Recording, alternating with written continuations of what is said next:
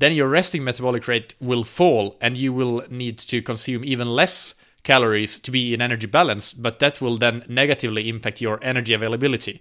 So that's why it's important to, if you're trying to lose weight, make it a limited period of time. That Triathlon Show, episode 94.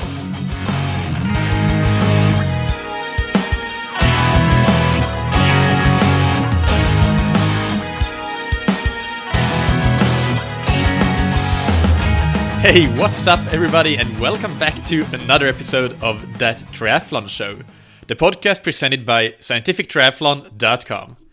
I'm your host, Michael, and on today's episode, I discuss nutrition. It's another solo guide, and specifically what we'll cover is the research-based recommendations for your overall nutritional energy intake, as well as the intake of fat, protein, and carbohydrate for endurance athletes. I'm a bit rushed to get this episode out because we've had a couple of rescheduled interviews. I think I mentioned on last episode that you would hear Veronica Vlek on this one, for example, but that has been rescheduled. It will come out pretty soon. I don't know exactly when, but that was rescheduled, and then there was another interview rescheduled as well. So I had to quickly come up with a topic and went through a bunch of old questions that I've gotten from listeners like you, and a lot of them revolve around nutrition, it seems. So let's tackle this one bit at a time, and there will be follow-up episodes to this one, but this first one is your mostly about overall day-to-day nutrition, energy intake, and the intake of the free macronutrients. I'm excluding alcohol because, I don't want to give you any recommendations or guidelines for that necessarily, or maybe I should at some point. But today we're talking about fat, protein, and carbohydrate. But as you may know, alcohol is actually considered a fourth macronutrient. But first, this episode is sponsored by Precision Hydration. One size fits all doesn't cut it when it comes to hydration. For example, Andy Blow, who is the founder of Precision Hydration, go and check out episode 49 where I interview him. He's a former elite triathlete, and he loses nearly twice as much sodium in his sweat as Johnny, who is the COO of Precision Hydration, who is a double world silver medalist from his paddling days for Great Britain. So they need completely different hydration products, which is why Precision Hydration offer various electrolyte strengths in their products to match your results from their free online sweat test that you can take right now on precisionhydration.com. If you end up buying any of their products, use the discount code ThatTriathlonShow, all one word, for 15% off. This episode is also sponsored by Ventum. You can find them on ventumracing.com. Check out who their pro athletes are. They include Leanda Cave, Cameron Dye, Cody Beals, Meredith Kessler, and a lot of other big household names in the triathlon world. You can check out their wind tunnel reports where they compare the Ventum to other triathlon bikes and guess who's the fastest. And of course, remember that you get 110% of the value of your old bike towards the purchase of a new Ventum bike. Again, that's ventumracing.com. Alright, so let's get on with the show. First of all, I have based a lot of this discussion, or the primary source of information is a great source, the greatest I could find, and it's the joint position statement by the Academy of Nutrition and Dietetics, the Dietitians of Canada, and the American College of Sports Medicine that made a position statement called Nutrition and Athletic Performance. So it was published in Medicine and Science in Sports and Exercise in 2016. So a very, very credible journal, and there are one author representing each of the three entities, and they include some of the biggest names in the sport. Notably, you may have heard of Louise Burke, who is a fantastic researcher with the AIS, but also in this case representing the American College of Sports Medicine. But she is somebody that I've tried to get a hold of to get on for an interview, but I haven't been successful yet. But who knows, maybe 2018 is the year. Anyway, in addition to these three authors, in addition, Louis Burke, Kelly Erdman, and Travis Thomas, they have a long list of reviewers. I think something like 4 or 5 reviewers for each of the 3 entities that are behind this position statement. They have so much credibility that words can't really describe it. They are experts in the field of not nutrition, but nutrition for endurance sports and athletes in general. So that's, I mean, this is the best of the best when it comes to credibility, really. So again, I'll link to that in the show notes, but the joint position statement, and it's called Nutrition and Athletic Performance. And so let's start with the first question, really, which is how much should you eat overall, or how big should your energy intake be overall? And the simple answer to this is that unless you want to lose weight, you have to take in as much energy as you expend. So this is called being in energy balance. And the energy balance equation is a pretty simple one. You need to get in as much energy as your total energy expenditure, and the total energy expenditure equals your basal metabolic rate, which is what you would burn in terms of energy if you were just laying in bed all day, plus the thermic effect of food, which is the energy that your body uses to process any food that you consume, or any nutrition you consume. That can be supplements, it doesn't have to be food. And plus, finally, of course, the thermic effect of activity. So that refers to anything that you do, walking, training for triathlon, maybe some of you may do, or any activity really. One thing that's pretty important to note here is that your basal metabolic rate isn't the same as your resting metabolic rate. The resting metabolic rate is roughly 10% higher than the basal metabolic rate, but it's if you go to like something like an in-body measurement or something, they usually measure the resting metabolic rate just because it's easier to measure than the basal metabolic rate. Essentially, measuring the basal metabolic rate would require that you actually sit still or lay down all day long, which isn't really that much fun. But here are some interesting stats and numbers for you. So for sedentary individuals, the resting metabolic rate, which is again 10% higher than the basal metabolic rate, it's usually 60 to 80% of your daily energy expenditure. Not but this individual's who does no triathlon training. In elite endurance athletes, on the other hand, they probably do quite a bit more training than most of the listeners do, but still, this gives kind of the range. The percentage of the resting metabolic rate compared to the entire daily energy expenditure can be between 38 to 47%. So less than half of the energy expenditure is the resting metabolic rate. And that's, first of all, they have a much higher resting metabolic rate than sedentary individuals. And then, of course, they burn a lot of energy through training. So for these athletes, the energy expended in physical activity is almost 50% of the daily energy expenditure, because then the thermic effect of food, which is the third component of the total energy expenditure, it's pretty small in comparison to the other to the other components of it. Most age group triathletes naturally fall somewhere between the sedentary individual and the elite athlete. So that would be somewhere between let's say, between 70 and 40% of total energy expenditure being your resting metabolic rate. And for more reading about these basics about energy requirements, I recommend that you check out a publication called Energy Requirements of the Athlete, Assessment and Evidence of Energy Efficiency by Manor and colleagues from Oregon State University. That's kind of the seminal work on this, and it's a good paper if you're interested in that. But then a less known concept than the energy expenditure, which you need to balance with your energy intake if you want to retain your weight, and you don't want to lose weight, you don't want to gain weight, is energy availability.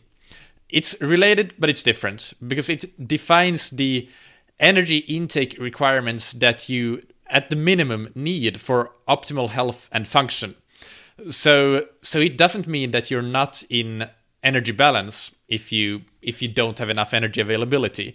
If you have a very low resting metabolic rate, and that could mean that even if you eat very little, you would be in energy balance. You would eat as much as your energy expenditure is, but your energy availability would still be too small. So it's defined as the energy, your energy intake minus the energy that you expend in exercise divided by your fat-free mass. So for example, let's say that your energy intake is 2,500 calories and you expend 500 calories through exercise. You do one training session, that's 500 calories. Then subtracting that would be 2,000 calories. And then you divide that 2,000 calories by your fat-free mass.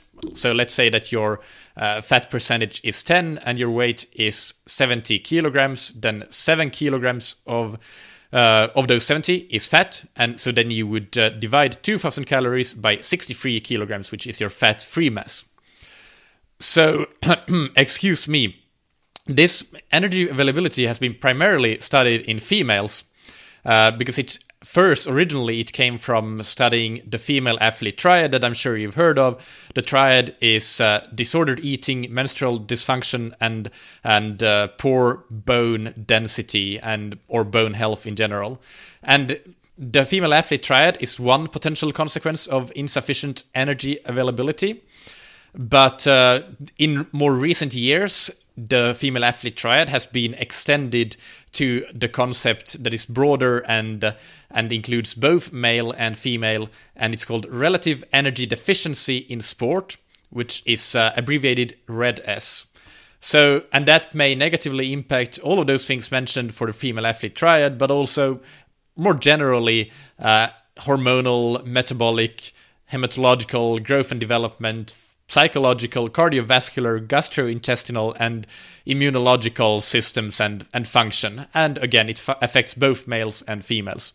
So, but for example, going back to the energy availability, it has been found, for example, that if you have an energy availability of 45 calories per kilogram of fat-free mass, then your energy balance is sufficient for optimal health and function.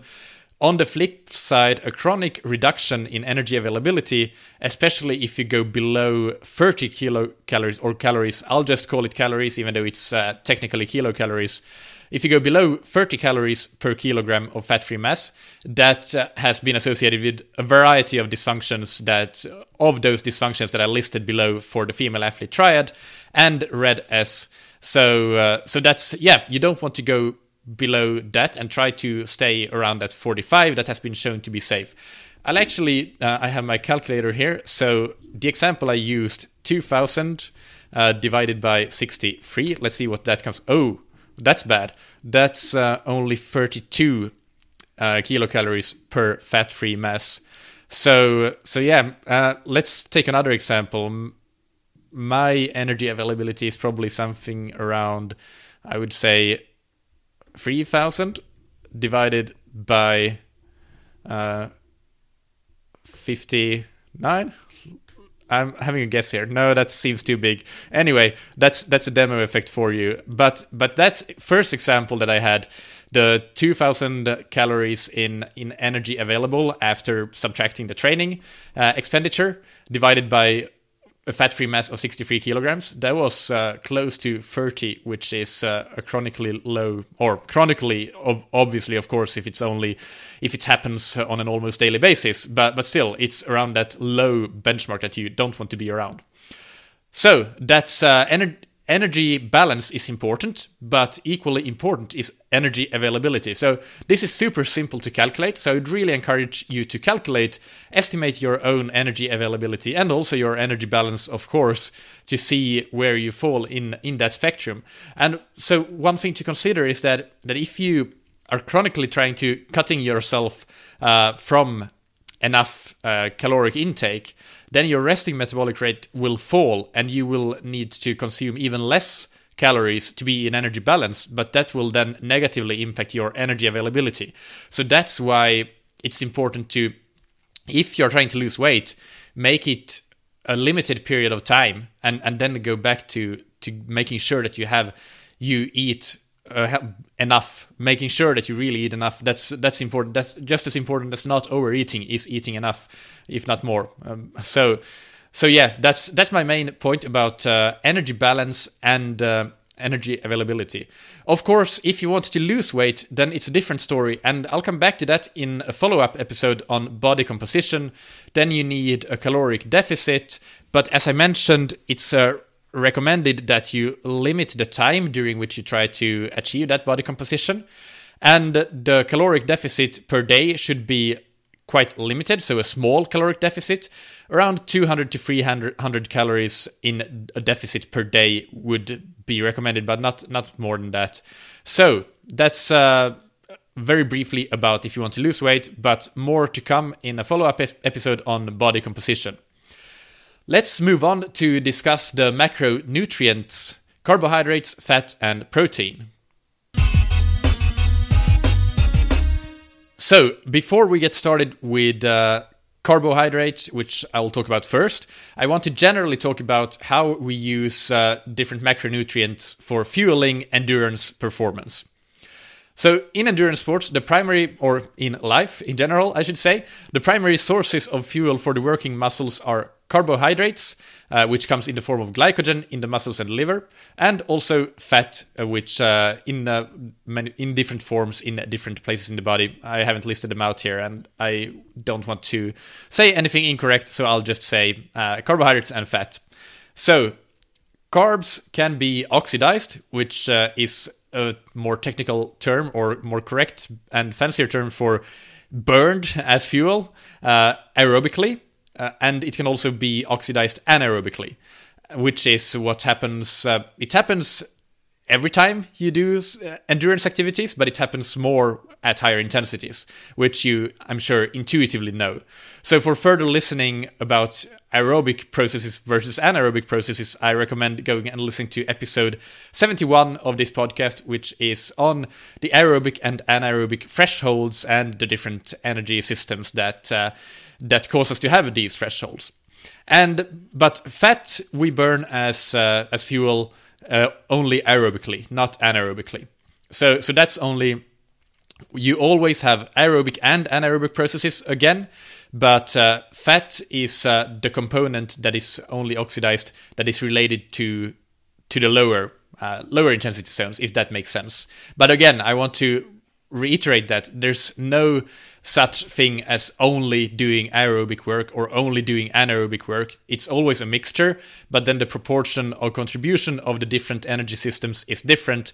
It's more anaerobic when your intensity is higher, and more aerobic and when your intensity is much lower. So there's one really good, a couple of sentences actually, that I want to quote directly from the position statement about these energy systems and the utilization of different fuel sources. And that is, an athlete's skeletal muscle has a remarkable plasticity to respond quickly to mechanical loading and nutrient availability, resulting in condition-specific metabolic and functional adaptations. These adaptations influence performance nutrition recommendations with the overarching goals that energy systems should be trained to provide the most economical support for the fuel demands of an event, while other strategies should achieve appropriate substrate availability during the event itself. So the key points here are that we need to train our energy systems, and that they should be trained in accordance with our goal events so that we get the most economical support possible for them. And we also need to make sure that we have enough energy substrate availability, that is fat and carbohydrates. And since fat is abundant in the body, it's mostly carbohydrate that we need to make sure that we have available to us during events, because that is where the stores of carbs in the body are limited.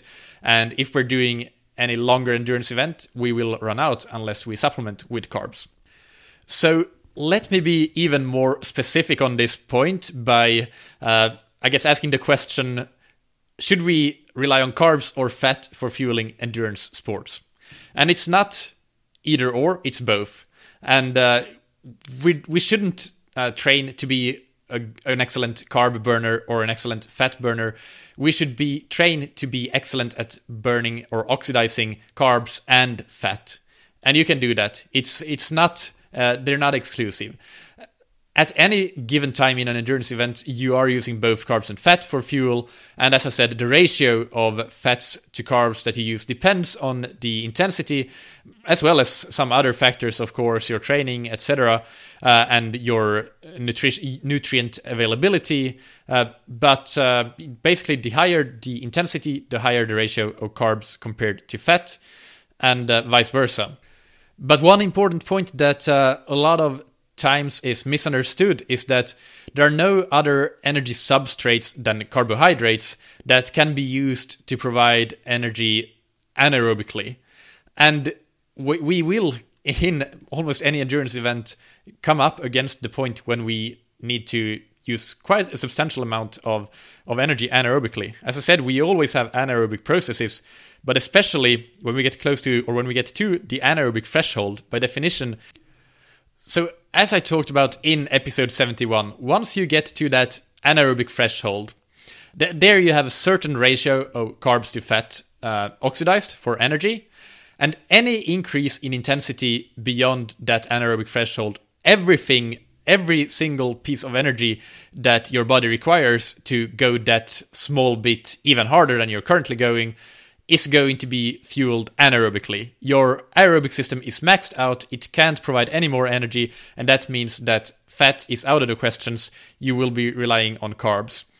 And this is important because even in a flat Ironman where you think that you're going at a steady, slower pace than your anaerobic threshold, you will have spikes in intensity, and over the course of a 8 to 17 hour event, depending on how fast you go, that will add up, and you will, unless you are efficient at burning carbs, you will definitely not be as efficient as you should be and perform as well as you should be unless you are good at both burning carbs and have carbs available to you, as well as burning fat, of course, to have to not run the risk of running out of carbs. So, because that's the advantage of fat. Fat stores are abundant in the body. You can fuel events lasting even days on fats for most people, and whereas carb stores, even if you're very lean, whereas carb stores are very limited to roughly 2,000 calories as just a rough estimate. So for long events especially, it's you need to use fat for fuel to not burn through those carb stores as quickly as you would if you couldn't use fat. But also you need to fuel with carbs to make sure that you don't run out of those carbs. Because if you run really low, your glycogen stores run really low, you will bonk, and yeah, that's not a fun experience. Plus, now in addition to that, even if you don't deplete the stores completely, you can never deplete them completely, but even getting them to run low-ish leads to increased fatigue, reduced performance, and impaired skill and concentration, as well as increased perception of effort. So you need to, even if you are planning to go pretty slow, you want to make sure that your carb stores are not even anywhere near running out, really. So that means really fueling in your events. I hope this makes sense so far. So that was before I started rambling, I guess. I said that the advantage of fat is that fat stores are abundant.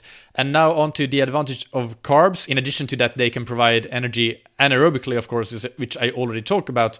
They provide energy more efficiently than fat, actually. And that's a super common misconception, that people say that fat is more efficient than carbs. And that's completely backwards. For any given amount of oxygen that you use to produce energy aerobically, whether it's carbs or fat, or in real life a mixture of both, the yield of energy that can be used by the muscles, because the muscles, they use energy in the form of ATP. So your oxygen uses either carbs or fat and creates ATP, generates ATP using them. So that's kind of very simplistically how it works. And you get quite a bit more ATP when, let's say, you take up, and your muscles take up 1 liter of oxygen. Then you get quite a bit more ATP if it's oxidizing carbs compared to if it's oxidizing fat. And the difference is 10% roughly. So per liter of oxygen, you get 5.10 calories if you oxidize carbs. But if you oxidize fats, you get 4.6 calories. So yeah, 4.6 versus 5.10. I calculated that earlier, and that's roughly 10 or 11, I think, percent difference. So actually you are using, and that means, again, because you are limited in the amount of oxygen you can take up. So let's say you are approaching that threshold, and your muscles can no longer take up any more oxygen than what you're currently delivering. If you're using all that oxygen to burn carbs, again, this is not going to happen in real life because you burn both carbs and fat. But if you burn only fat, then you get 10% less ATP than if you burn only carbs. So this means essentially that the more carbs you burn, the more ATP you get, and that fuel your muscles, and the more power output you can provide, because your muscles can produce more energy that goes into propelling you forwards, whether it's swimming, biking, and running. But again, the caveat to this is that you don't want to run out of your carb stores. So this means that you want to also be able to efficiently burn fat, utilize fat, and to provide additional carb sources to the body while you're performing. But this biochemistry of this, it's you can't train this. It's always, for 1 liter of oxygen, it's always 5.10 calories of ATP that you get from carbs versus 4.6 of calories of ATP per liter of oxygen when you burn fat. And this is not trainable. It's a biochemistry equation. So taken together, this leads to what I said about you need to have both. You need to be excellent at oxidizing both carbs and fat, and both your nutrition and your training should take that into account. So I just want to give you one example study that illustrates the point above very well, because I see it so often that it's misquoted, that people think that it's more efficient to burn fat than carbs, when they're actually talking about that you have more fat available, and therefore if you're going to go for a long time and you're not going to fuel, then it's going to be more efficient because you're going to bonk otherwise. But it's not more efficient in propelling you forwards and creating performance. So this study that is a fairly recent one, it's from 2014 and published in the International Journal of Sports Medicine, is called Improved Gross Efficiency During Long Duration Submaximal Cycling Following a Short-Term High Carbohydrate Diet. And gross efficiency here refers to the fact that if your body is producing 100 calories of energy, then usually an estimate is that 20 of those calories actually go to producing performance. So, for example, pedaling power. If you're using a bike power meter, if you're pedaling at 250 watts, then 750 watts is at the same time created, but goes to all sorts of different processes in the body. So your gross efficiency is only 20%. But there are slight variations in this. And this study examined this in 15 trained male cyclists that did 3 times 2-hour tests at sub-maximal exercise intensity. It was 60% of maximal minute power. And they used a crossover design. So participant consumed an equal amount of energy, 4,000 kilocalories per day, in the 3 days preceding each test. And this diet was... in turn, so all athletes tried all different options. So it was either a high carbohydrate diet with 70% carbs and 20% fat, or it was a low carbohydrate diet with 70% fat and 20% carbs, or it was a moderate carbohydrate diet with 45% carbs, 45% fat, and the rest would be protein, of course.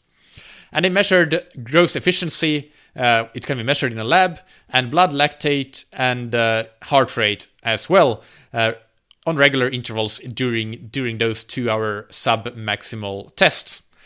And they showed that the growth efficiency was significantly greater following the high carbohydrate diet compared to the moderate or low carbohydrate diets. And the difference was the growth efficiency was on the high carbohydrate diet, it was 20.4%, and otherwise it was 19.6%. So the difference there was 0.8 percentage units, but when you actually calculate what the difference is in percentage, it's a 4% improvement in efficiency on the high carbohydrate diet. So, and this is performance efficiency. So this is not biochemistry efficiency. So that's it's pretty cool in my opinion. I think it's a really cool study. And also the heart rate responses were significantly lower in the high carbohydrate conditions compared to the low carbohydrate condition. But diet had no effect on the blood glucose or the lactate levels. So that's an example. And I think that's enough about the general aspects of energy utilization. Let's start talking a little bit about carbs. So first, before starting this section on carbs, if you want to read more about this, and now I'm talking not blog posts, but actually research publications, there's a great article by Louise Burke as the main author, and as I mentioned before, one of the most respected nutrition researchers in the world with the Australian Institute of Sport. And Asker Jokendrup, I don't know how exactly to pronounce that, but I mean, he's the godfather, not the godfather, but he's currently probably one of the top 3 researchers on nutrition in the world. Like, yeah, everybody knows him. And I've lost my thread here. Yeah, they were involved in, or Louise Burke was the main author, and Asker Jokendrup was a co-author in this study, or the research review called Carbohydrates for Training and Competition, which summarizes everything you need to know about carbs if you want to read that from a credible source. So I'll link to that as well. Now onto the joint position statement. I'll talk first about how much carbs you should consume per day in your day-to-day nutrition, depending on how much exercise you do. So let's say you do light exercise, and that is low-intensity skill-based activities, so not really relevant for anybody who does triathlon. Then the recommended carb intake per day is 3 to 5 grams per kilogram body weight. But moderate, which I think is probably almost the majority of the listeners, but quite a few of you may be in the high bucket as well. So moderate exercise, which is defined as roughly 1 hour per day of endurance exercise. Then you should fall in the bucket of consuming 5 to 7 grams of carbs per kilogram body weight. So as an example, let's say you're a female, you weigh 50 kilograms, and you want to consume that 5 grams per kilogram, which is in the low end of that range. That would be 250 grams of carbs. That would mean 1,000 calories per day coming from carbs. I'll talk a little bit more about that because I think that some of you may have raised some eyebrows, but I'll talk about that after going through the high and very high buckets. So if you do a high amount of exercise, which is actually, I misspoke the definition of the former, the moderate bucket. That is defined as moderate exercise routine, for example, roughly 1 hour per day. But the high is then defined as endurance training, for example, 1 to 3 hours per day, including moderate and high intensity exercise. And that range is 6 to 10 grams per kilogram body weight. And finally, the very high, this is, I don't think any listener really is, except for the pros that may be listening to this, if there are any, would be in this bucket. That is, for example, 4 to 5 hours per day, including moderate and high intensity exercise. That would be 8 to 12 grams per kilogram of body weight. But most likely you would be in the moderate, which is 5 to 7 grams per kilogram, or 6 to 10 grams per kilogram body weight buckets. And yeah, what I said about some of you may be raising eyebrows hearing that if you're a 50 kilogram female, you will still need to, and you train a moderate amount, you still need to consume 1,000, what was it? 1,100 grams of kilocalories of carbs? No, 1,000 on the nose. Yeah. So that may sound like a lot, especially with the way that media these days portray carbs. And this is a pet peeve of mine, because carbs does not equal grains. There are tons of ways to get 1,000 calories of carbs really easily and really healthily. Fruits and vegetables should be the mainstay of most people's diets. Obviously, I should have caveated this episode from the front by saying that nutrition is very individual, and generic advice is fine for the majority of athletes, and you should use that as a starting point perhaps, but at the end of the day it is very individual, and there will be exceptions, of course, like with training, but the point here being that from fruits and vegetables and very healthy fiber-rich carbs like legumes and beans and even a lot of different sources of carbs, nuts contain some carbs. There are so many healthy sources of carbs that it's super easy to get to that amount, really.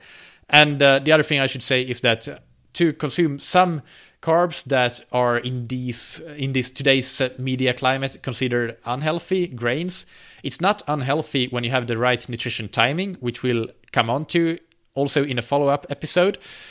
So, for example, consumed after a long or hard workout, a bowl of pasta is a perfect recovery meal. Pasta bolognese would be like perfect. I would love it. So that's not to say that it's wrong to have like a bean stew or something after exercise. We'll come on to that. There's actually research that says that the type of carbs isn't necessarily, you don't need to focus on high GI carbs after exercise.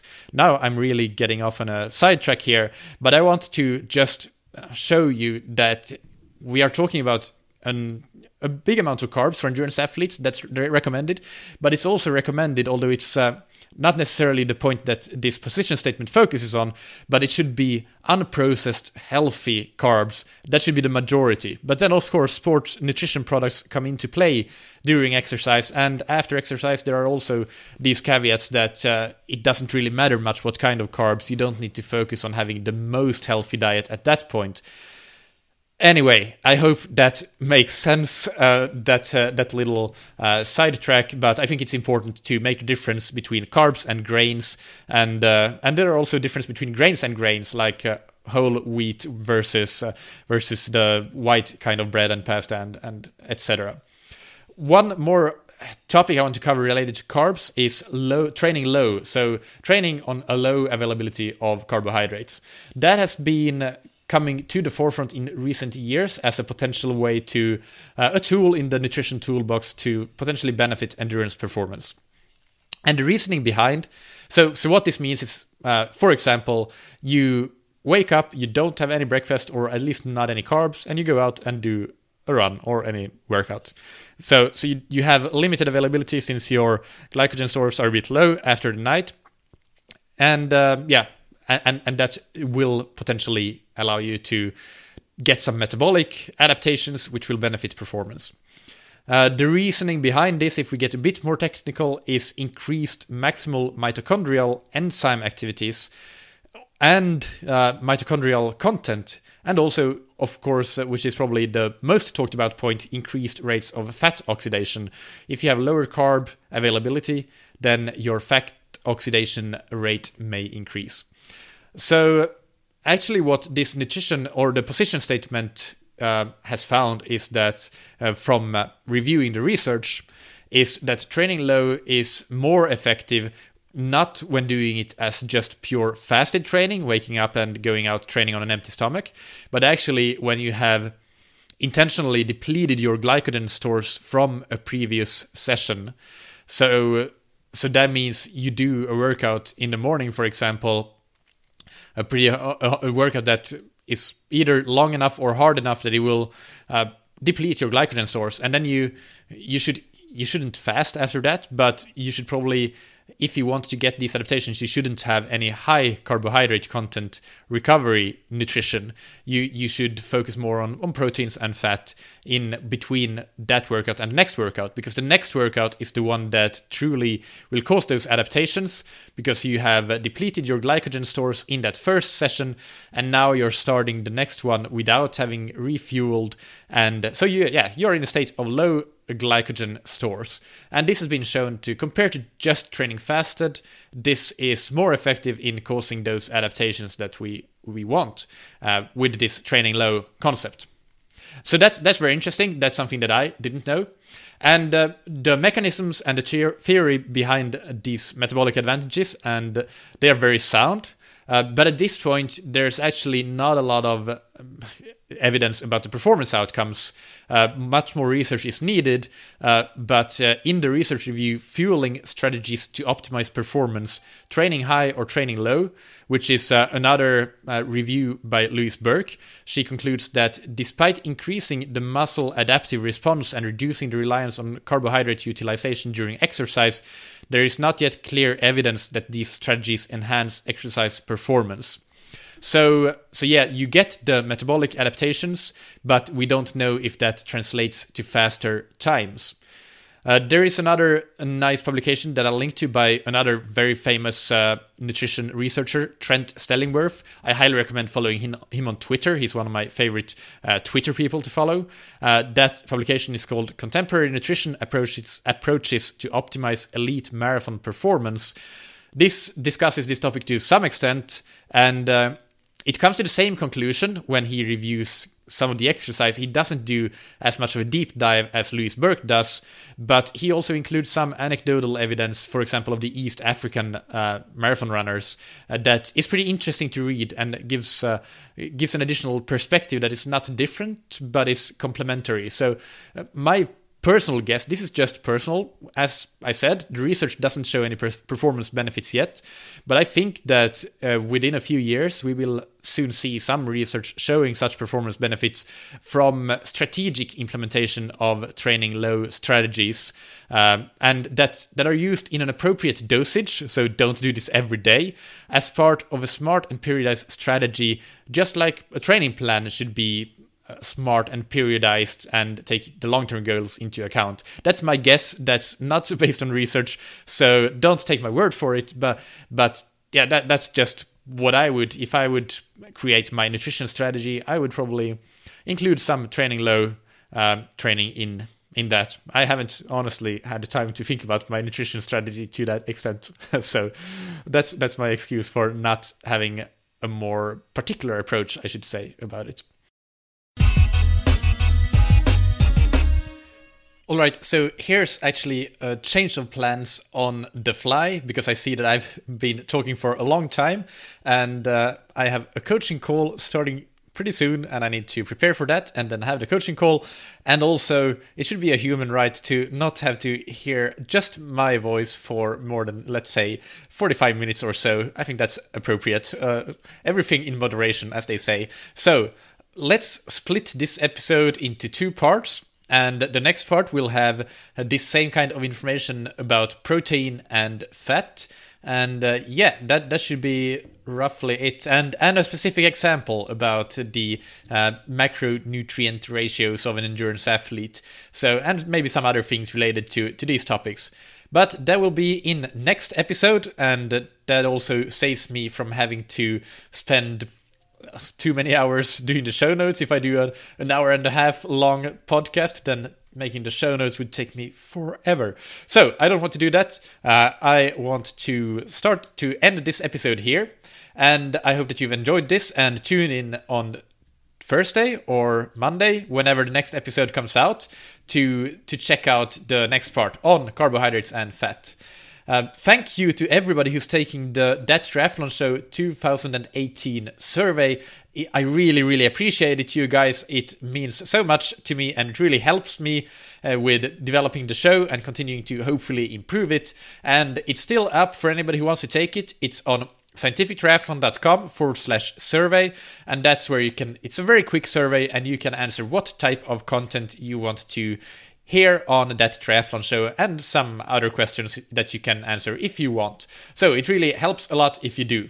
And in addition to the next part of this episode, I'll also have episodes, nutrition episodes like this, based on the research review and especially the position statement as in the background, about body composition and nutrition before, during, and after workouts. Expect them in the coming weeks or coming month or couple of months at latest. So there will be that, and there will be a lot of interviews as well.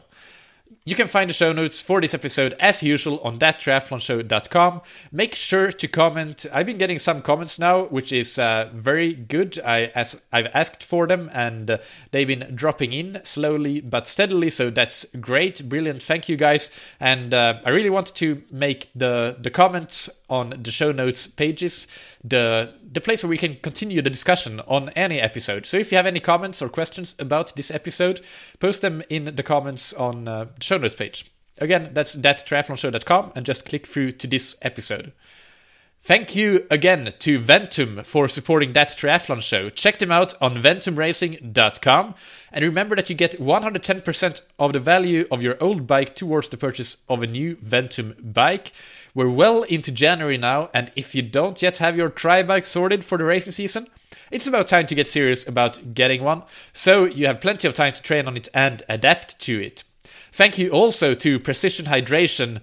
Take their free online sweat test on precisionhydration.com to make sure that you get your sodium needs met in training and racing. You get your personalized hydration strategy for free, and use the discount code ThatTriathlonShow, all one word, for 15% off their electrolyte products. And thank you, as always, for listening. Keep training smart and keep loving triathlon.